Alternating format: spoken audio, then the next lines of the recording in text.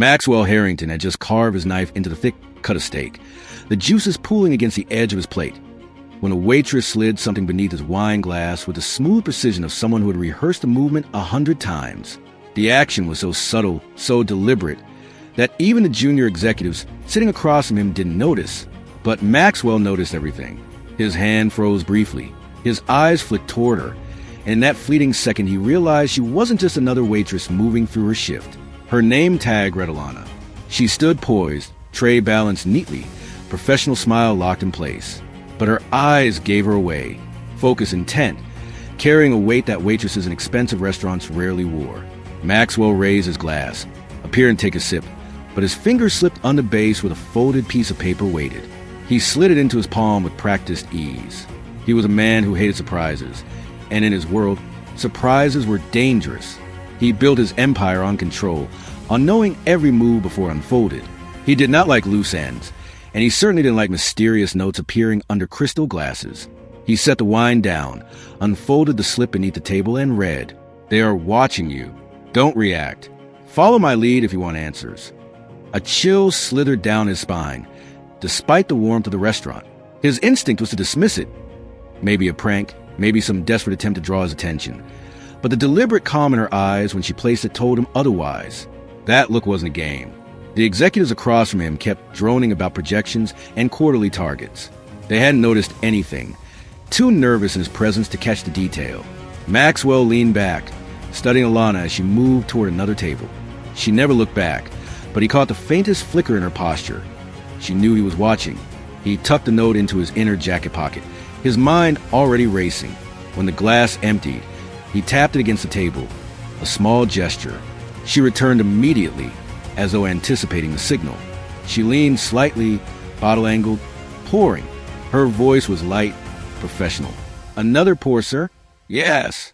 Maxwell tilted his head just enough to bring his lips closer to her ear, his words barely audible. "What is this?"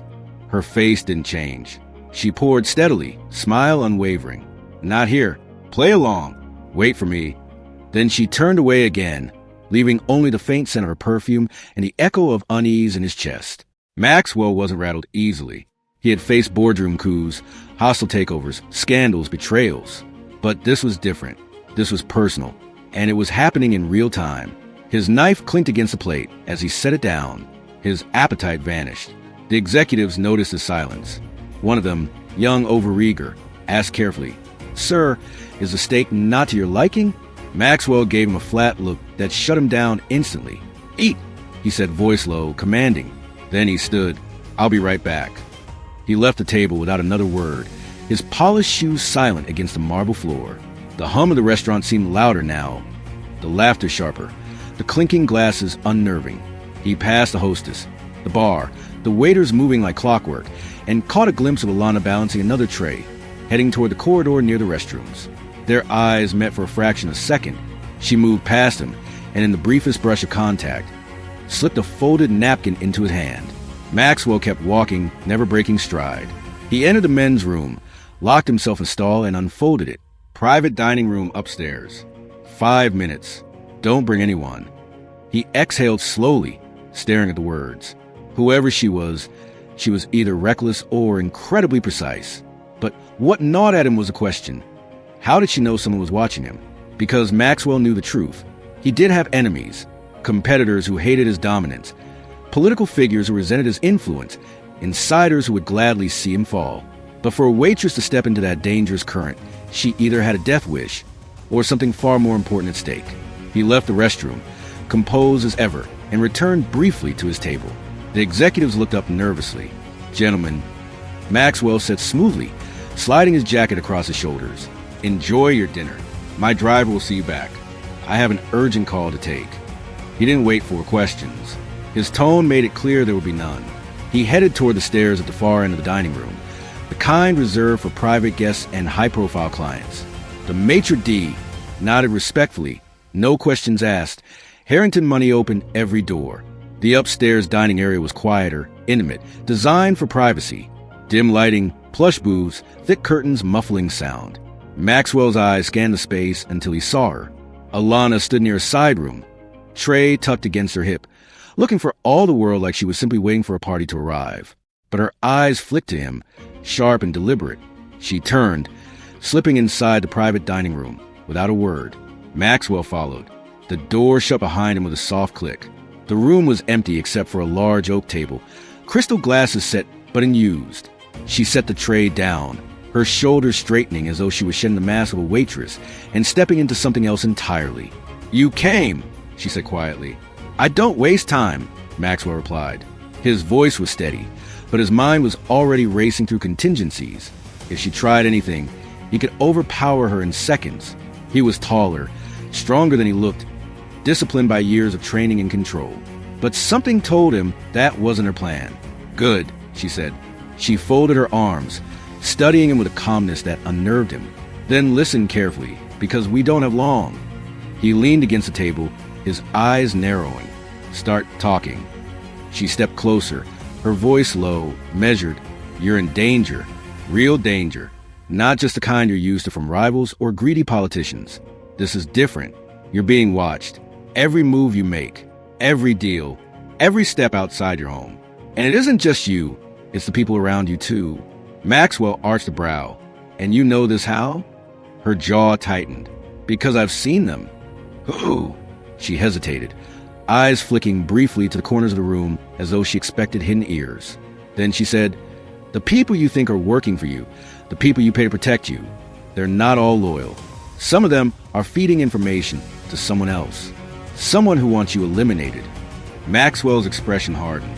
For years, he had trusted only a handful of people.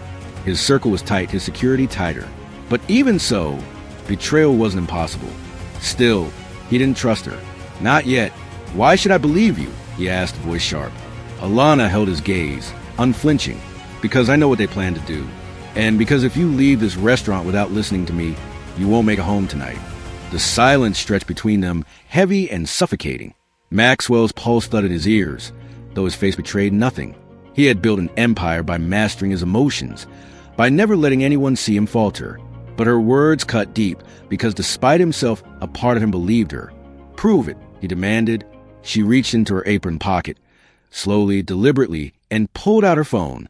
She tapped the screen, then slid it across the table toward him. Maxwell glanced down. The screen displayed a grainy photo, him stepping out of his office 2 nights ago. Another of him at a private gala last week.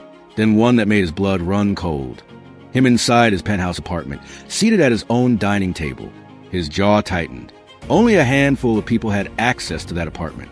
For these photos to exist, someone had been inside or watching from closer than anyone should have been able to. Alana's voice was steady. "This is bigger than you think.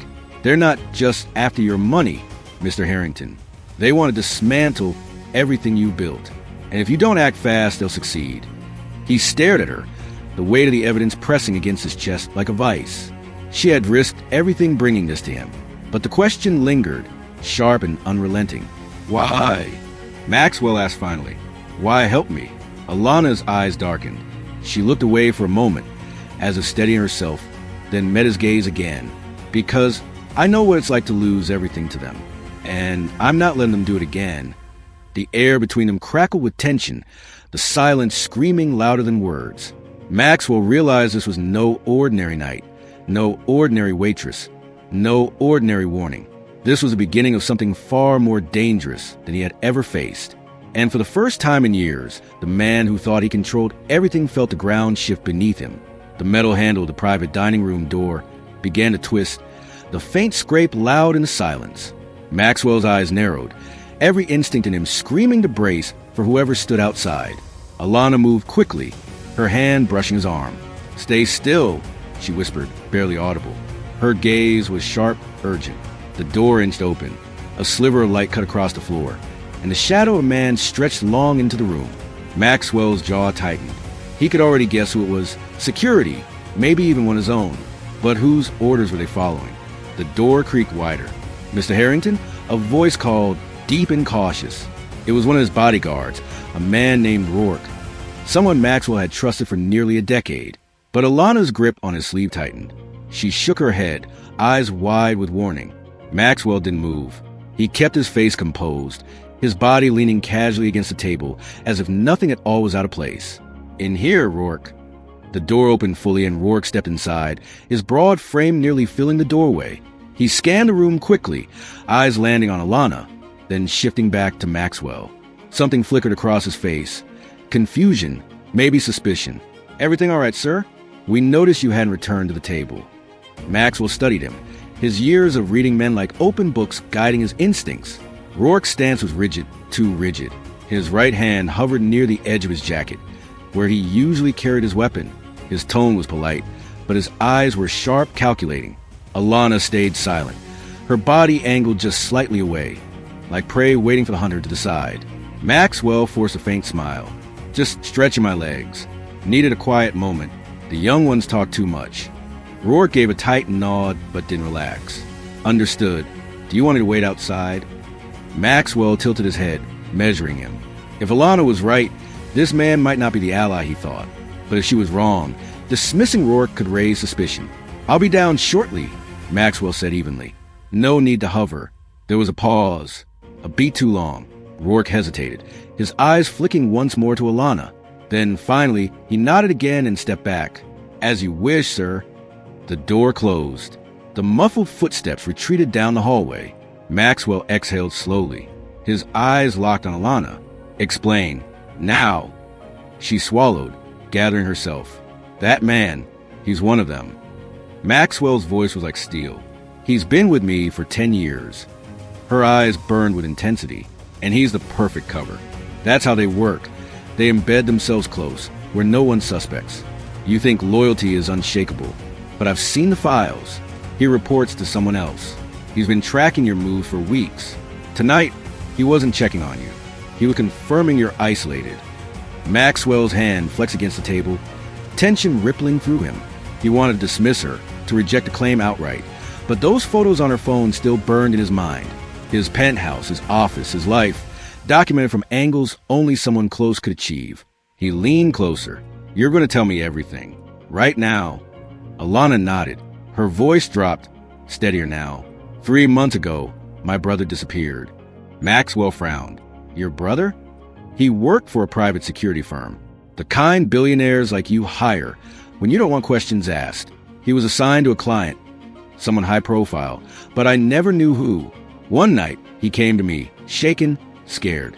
He told me he'd uncovered something inside the network, something rotten. People he worked with weren't protecting their clients. They were cataloging them, watching, recording, feeding the data somewhere else. He said it was bigger than a single firm. It was an entire web of surveillance." And then her voice faltered. She clenched her fists. Then he vanished. No body, no trace, just gone. Her eyes glistened, but her tone hardened again. I started digging. I pretended to stop asking, but I didn't. I hacked into his files. That's when I found the surveillance photos. Not just of him, not just of his clients, of you. And when I saw how detailed they were, how close they'd gotten, I knew whoever was next, it was you." Maxwell stared at her, his mind processing the torrent of information. Every word could be a lie, a carefully rehearsed story designed to manipulate him. But the conviction in her eyes was raw, unpolished. "And you took a job here to what?" "Warn me?" he asked. She nodded. "I needed access. I knew you dined here often. This was my chance." Maxwell's lips pressed into a thin line. "You're gambling with your life." Her gaze sharpened. "So are you." The words hung in the air, sharp and undeniable. Before Maxwell could respond, his phone buzzed in his pocket. He pulled it out. A message from Rourke. "Car is ready. Suggests leaving now." Maxwell's heart thudded once, hard. He looked at Alana, who read his face instantly. "You can't go with him," she said. "If you step into that car, you won't reach your destination." The ice in her tone sent a chill through him. Maxwell had faced the trails before, but the idea of Rourke, his shadow, his guard, turning on him was almost unthinkable. And yet, he pocketed the phone. "If what you're saying is true, then I need proof. More than photos. More than warnings." Alana's jaw tightened. "Then you'll come with me." Maxwell raised a brow. "And where exactly do you think you're taking me?" She hesitated, as though measuring how much to reveal. Then, to someone who knows more. Someone who can give you the proof you need. "Who?" "My brother's friend. He was inside the network too. He's been hiding ever since, off the grid. He has files, records, names, everything. Maxwell didn't trust easily, but the gravity of what she was offering gnawed at him. If such a person existed, they could be the key to uncovering the truth, or a trap to destroy him completely. The handle of the door rattled again, sharp and sudden. This time more forceful. Alana's eyes widened. She grabbed Maxwell's hand without hesitation. We have to move. Now. Maxwell's instinct screamed against being dragged anywhere, but he allowed her to lead him. She slipped through the side door at the back of the private room, a service exit that fed into the narrow halls used by staff. The air here was different, hotter, filled with the smell of kitchens, the clatter of dishes, the chatter of workers who barely glanced at them. Alana moved quickly, weaving through corridors with the ease of someone who had memorized the layout. Maxwell followed, his height and presence drawing a few stares, but nobody stopped him. Behind them, faintly, he heard voices, men's voices, searching. Alana pushed open a back door, and the humid night air rushed over them. The alley behind the restaurant was dark, lined with dumpsters, lit only by a flickering street lamp. A black sedan idled at the curb. Not Rourke's car, something older, worn, with a dented fender. Alana pulled a set of keys from her pocket. Get in. Maxwell's eyes narrowed. You expect me to climb into a stranger's car in a dark alley? Her voice cut sharp. You can take your chances in there, with the people already closing in, or you can take your chances out here. Decide. The decision balanced on a knife's edge. Maxwell had built his empire on instinct, on knowing when to take risks and when to walk away. Every fiber in him screamed not to trust anyone. And yet, walking back inside meant Rourke. It meant the unseen network. It meant stepping right into their hands. For the first time in years, Maxwell Harrington chose uncertainty. He slid into the passenger seat. Alana fired the engine. The car rattled, headlights flaring. She pulled into the street just as the back door of the restaurant burst open behind them. Figures spilled into the alley. Too far to catch the plate. Too late to follow. Maxwell sat stiff, his eyes on the side mirror as the figures faded into the distance. His jaw clenched. You'd better be right about this, he muttered. Alana kept her eyes on the road, her voice low but firm. I am, and if you want to survive the night, you're going to have to start trusting me. The city lights blurred past as they sped into the unknown. The safe house walls rattled as shouts echoed from outside. Flashlights cut across the windows, shadows flickering like predators circling their prey. Maxwell Harrington stood motionless in the dim light, every sense sharpened to a razor's edge. Across the table, Alana's contact, an older man named Curtis, gaunt and worn, with eyes that never stopped scanning the dark corners, gripped a pistol like it was an extension of his hand. They found us faster than I thought, Curtis muttered, his voice low and grim. Alana's pulse raced, but her stance was steady.